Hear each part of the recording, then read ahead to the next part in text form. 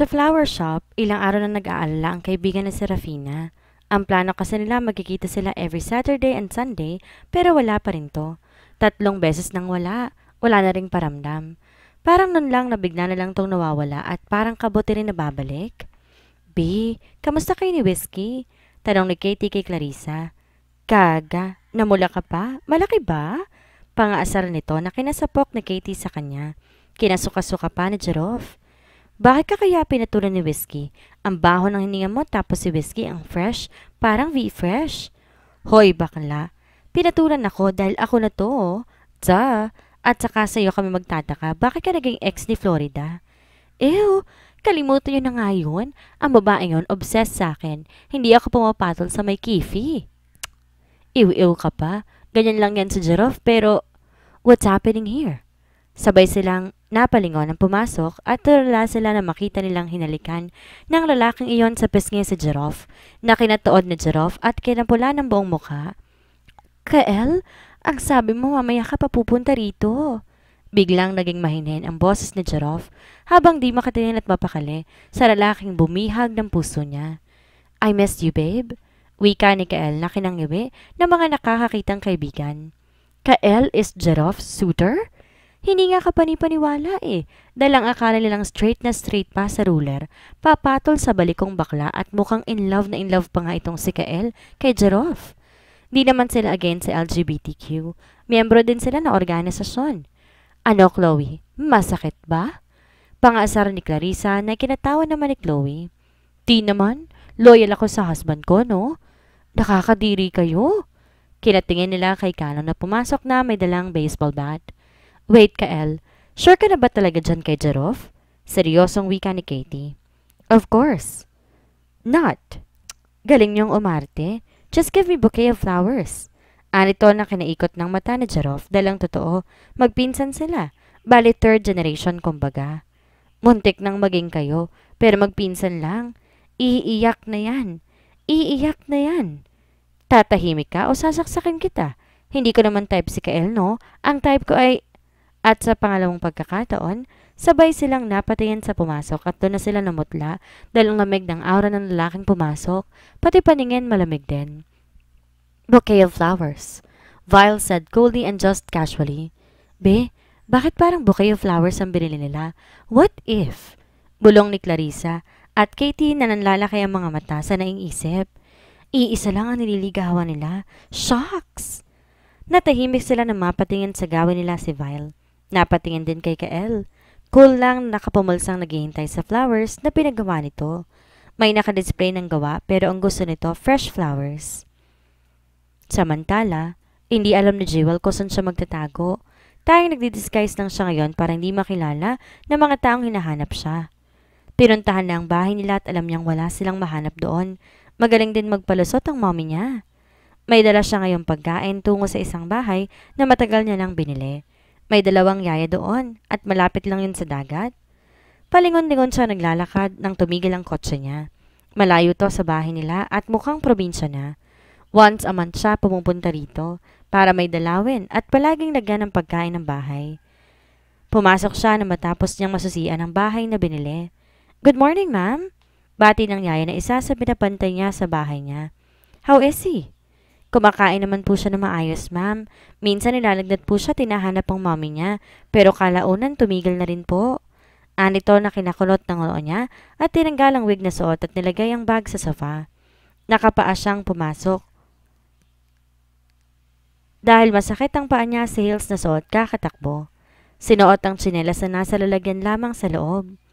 Maya-maya magbibihis at pumunta na sa kwarto nang kinukumusta niya. Binuksan niya ang pintuan dahan-dahan. Nakitang isang batang nakadapa, tulog sa kama nito. She can hear his small snore. Napabuntong hininga siya at napatingin sa itaas ng kisame. Naiiyak siya. Masama siya pero natatakot din siyang pumatay. Alam niyang sa pagsaksak niya kay Serafina, nasa safe lang na body niya yon sinaksak. She made a research. Sabing napaka-immature niya pero nasasaktan siya at naging selfish siya sa sarili dahil palagi nilang si Serafina. Serafina! Serafina! Kahit ang dami naman niyang ginawang tama pero mali pa rin sa paningin ng daddy niya. Naging masama siya sa daddy niya pero hindi mapagkakailang namimiss niya na ito. Nasanay siya sa presensya nito kahit malamig tong makitungo sa kanya. Napatingin muli siya sa batang nasa kama. Anak ito ni Serafina. Anak ni Vile at Serafina. Alam niyang may relasyon ng ito at anak din ito ng unang anak nito. Kamukhang kamukha ni Vile, si Wade. At itong pangalawa may halong Serafina at Vile. Mommy? Usal ng bata na kinakunot ng noo ni Jewel. Nananaginip si Raid Ambani. Wika niya at malakas na napabuntong hininga. Lumabas sa kwarto ng bata, umupo sa couch sa may sala. Kape! Sigaw niya na kinakabahan ng dalawang yaya at mabilis gumawa at inihatid kay Jewel. Sa ospital naman, punong-puno ng iba't ibang bouquet of flowers ang room ni Serafina, pero kalma pa rin ang paghinga nito. Marinig sa monitor na normal lang ang pagtibok ng puso nito. May mga nakabantay na guard sa bawat gilid ng pintuan sa labas. May ingay na hallway at mga bagong pasyenteng dumating. Habang naglalakad si Vile tungo sa kwarto ni Serafina, kahit malamig ang paningin sa loob nito, balisa at nag-aalala sa nobya niya. Greetings, senyorito? Wika ng dalawang guards at tumigil ang butler na kasama ni Vile para magbantay doon na maraming napapatingin sa gawin nila. May nagmamasid naman isang tao sa kalayuan na pumasok sa kwarto ni Serafina. Wala itong emosyon sa mata, kalmang hinitit ang sigarilyo sa bibig. Napatingin to ulit sa hallway kung saan maraming nakabantay. Naiinis siyang napatingin sa gilid niya nang may isang matanda na umubo. Mga walang kwenta. Usal niya at tumayo na. Aalis na sana dahil tapos niyang tingnan ang tinitingnan niya. Pero napatigil nang may humawak sa coat na suot niya. Lumingon siya doon. Ang matandang lalaking malapit ng makalbo. Naka-wheelchair. Pasyente rin to ng ospital. Ano? Asik niyang tanong sa matanda. May sinabi to na kinakunot ng noon niya at mas lalong kinainis niya na umalis na siya sa ospital na yon ng may sama ng loob. Buwisit at tanda. Anito sabay sakay ng lumang sasakyan niya paalis at pauwi sa apartment kung saan siya tumutuloy ng pansamantala. Pumasok si Vile. Bumungad sa kanya nakapikit na Serafina at tunog ng monitor at mga bulaklak na hindi mabilang, mga prutas. Lumapit siya sa babae at napayuko. Pinag-aralan ang kabuuan ng mukha nito. Di siya magsasawa sa mukha ng babaeng nagdulot sa kanya ng kabaliwan. Ang maamong mukha nito. He missed her already. Ang boses nito, ang tawa, ang inis, ang amoy, ang pangaasar, ang yakap, ang halik nito. Gusto niya nang maramdaman muli iyon. Gusto niyang maramdaman na isang babaeng nagpapatibok ng puso niya. Hinawakan niya ang kamay ni Serafina. Hindi na to katulad ng karga niya itong malamig. Sanay siyang makita at pumapatay pero kapag ang importanteng tao na, ang bala, ay wala na talo na siya. Isusuko niya ang lahat, lalo na sa babaeng ayaw niyang mawala pa sa kanya. He is so obsessed and being possessive of her. Habang hawak ang kamay ni Serafina, nagulat siya nang gumalaw ang hintuturo nito. His heartbeat was beating excitedly. Are you awake, baby? Ang kaninang kabang naramdaman niya, unti-unting nawala. Ang pagtingin nito'y parang kinikilala siya. You hear me? Aniyat ulit na kinakunot ng noo ni Serafina. Pero hindi ito nagsasalita. Naghintay siya sa sasabihin ng babae. Who are you? Anitong kinilamig ng buong pagkatao niya. Parang tumigil ang puso niya at hindi maproseso ang sinasabi ng babae. Nanlalamig ang pakiramdam niya. Ayaw na ayaw niya ito. Do not talk nonsense, please. Pagod na wika ni Vile at tinalikan ng kamay ni Serafina. Pero nagtataka at inosente lang ito na nakatitig sa kanya. Bakit? Hindi naman utak mong nasaksak, Serafina. Naiinis pang wika ni Vile. Napapikit ako na may narinig akong pagaspas ng mga dahon. Si Serafina, ang mahinang tampal sa akin ng kalmang hangin. Ang araw ng dagat at mga ibon na parang umaawit. Parang nasa ibang mundo si Serafina. Serafina! Napadilat ako na marinig ko ang pangalan ko. Napaupo ako sa pagkakahiga. Nasa damuhan ako at nalingon ko ang taang tumawag sa akin. Ma? Nagtataka kong wika na makita si Mama. May dalang basket kasama ni Papa, nakangiting naglakad patungo sa akin. Nag-uunahang magsituluan ang luha ko sa mga mata. Nanginginig akong tumayo habang nakatingin sa kanilang dalawa. Ma? Pa? Panaginip ba ito? Akala ko hindi ko na mararanasan pa ang makasama sila, ang maging kompleto pa kami. Anong problema, anak? May problema ba, Ali? Napailing ako at ganitaan sila. Masaya lang po ako, Mama. Papa? Usal ko tinignan si mama na nakangiti sa akin. Hinalikan ako sa ulo at naluluha ako napatingin kay papa na nakangiti rin sa akin. Masaya ako makitang hindi to payat. Nakakapagsalita ito ng maayos at nakakatayo. Si mama na may walang kahit anong problema. Buhay na buhay. Napayo ko ako at napatingin sa mga kamay ko. Mas lalo ko nalungkot nung makita kong kamay ng bata ang kamay ko. Naalala ko na, ito yung birthday ko nung kumpleto pa kami. Happy birthday, anak! Sabay na greet nila mama at papa sa akin at halikan nila ako ng sabay sa noo na ginawa rin nila. At maririnig ko rin ang tahol ng aso namin na si Cookie na narinig namin kinatingin ko sa patutungong aso namin. Parang ayoko na magising pa. Gusto ko na lang dito. Kasama sina mama at papa. Siguro pagkasama ko sila walang problema. Ma, pa, dito na lang ako. Bigay lang pagsigok ko na kinapahid ni mama sa luha ko. Napapikit ako at ninamnam ang mga oras na kasama ko sila. Ayoko na may maliit na detalye o parte akong makalimutan. Ali, hindi pwede. Wika ni Papa na kinakibot ng labi ko. Why? Nagsionahan na ang mga luha ko. Gumising ka na, anak. Alam mo bang proud na proud kami ng papa mo sa'yo, Lambeng ni mama sa akin na kinaiyak ko.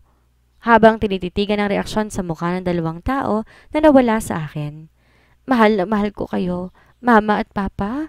Emosyonal kong sabi sa kanila na kinatango ng mga ito na may bahid ng luha ang mata.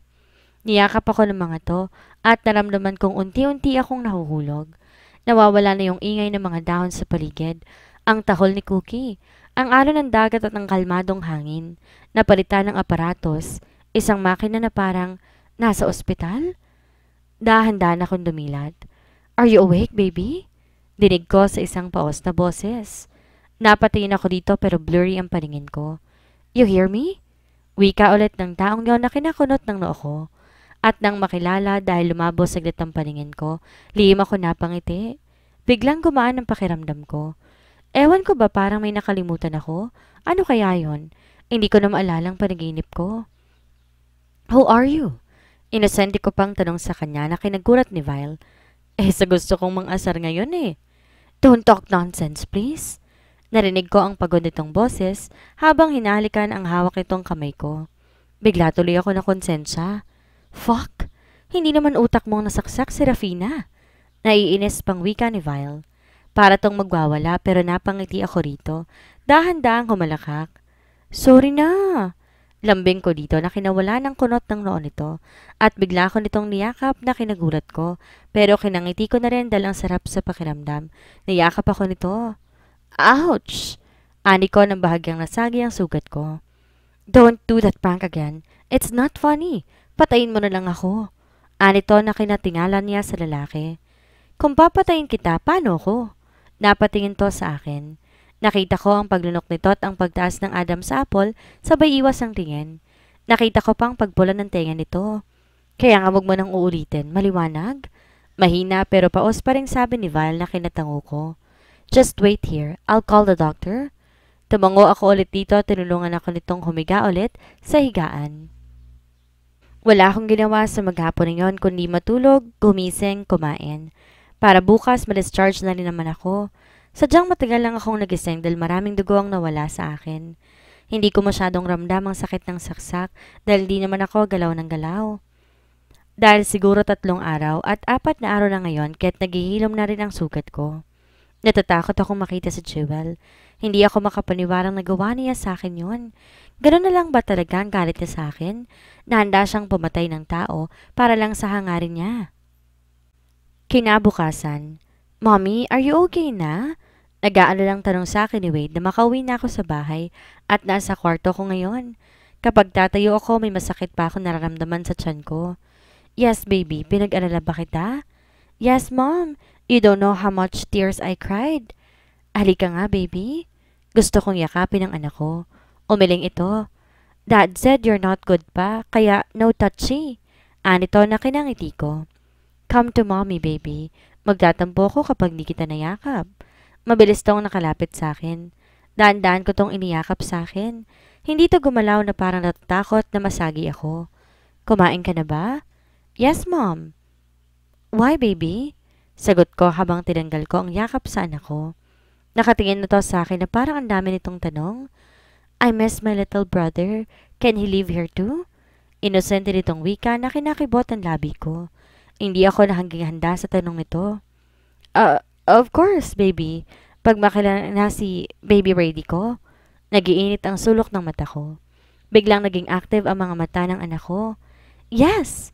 Sasabihin ko sa kanya lahat ng nangyayari sa akin dito. Ipapasyal ko siya sa mga lugar na napuntahan ko na.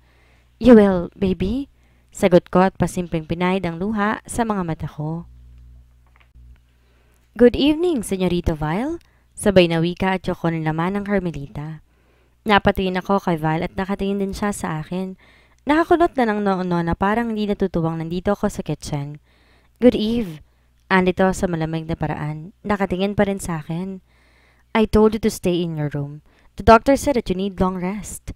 He said habang nakahilig ngayon sa pintuan ng kitchen. Lumakad ako patungo sa kanya at nilagpasan to. You see, I'm fine. Sagot ko nang makalabas na sa kitchen. So hard-headed. He said huskily at walang choice pa. Alam ko nakasunod to sa akin at gusto kong tumungo sa may pool.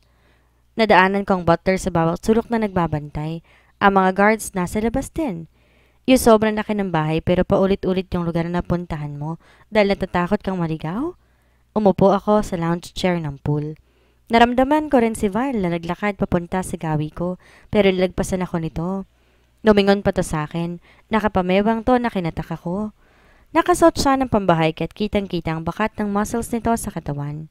Manipis lang ang shirt na walang manggas at isang jogger na kulay black, tsinelas na white Crocs. Naparunok ako ng gamit ang braso nito sa ibabaw ng t-shirt na suot nito. Inawakan ng hem ng shirt sabay alis sa katawan ng t-shirt niya. Maliligo siya? What of you? Baka sabihin pa dito pinagnanasahan ko siya kahit totoo naman. Serafina. May kailangan ka? Tanong ko pero iniwas ko ang tingin sa kanya. Sobrang init ng pakiramdam ko. Why can't you look at me? He said na kinakagat ko ng labi ko.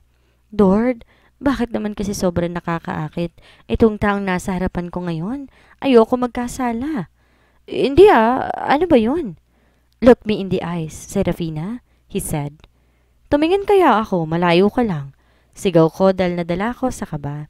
Bakit ba ako kinakabahan si Vi lang naman yan? So hard-headed. Do not make me a fool.